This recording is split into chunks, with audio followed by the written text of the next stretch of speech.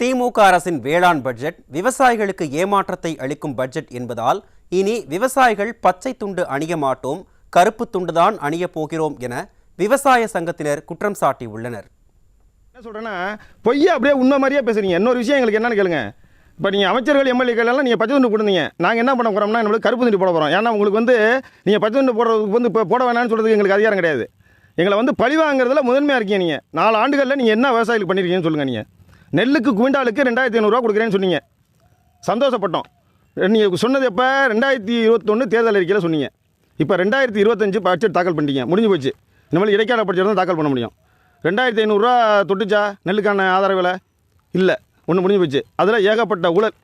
மூட்டைக்கு 40 ரூபா வாங்கி விவசாயிகளை கொண்டு விட்டீங்க, அது முடிஞ்சு போச்சு. அடுத்தது கரும்புக்கு டன்னுக்கு 4000 ரூபா தரேன்னு சொன்னீங்க. இன்றைக்கி எவ்வளோ சொல்லியிருக்கீங்க? நீங்கள் 215 349 ரூபா ஊக்கத்தொகை வழங்குறோன்னு சொல்கிறீங்க. இது எங்கே வருது? 3500 ரூபா. 4000 ரூபா சொன்னது எப்போ? 2021 தேர்தல் அறிக்கையில். இப்போ என்னாச்சு? 2025 ஆகிடுச்சு. அதாவது கொஞ்சம் நாளும் கொஞ்சம் விவசாயிகளுக்கு நல்ல விஷயங்கிற உனக்கு மனசு இருக்கா இல்லையா? எங்களை ஏன் இவ்வளோ நோவடிக்கிறீங்க? எங்களை பழிவாங்கும் நோக்கத்தோட மத்திய மாநில அரசுகள் ஏன் ஈடுபடுறீங்கிறது எங்களுக்கு தெரியல.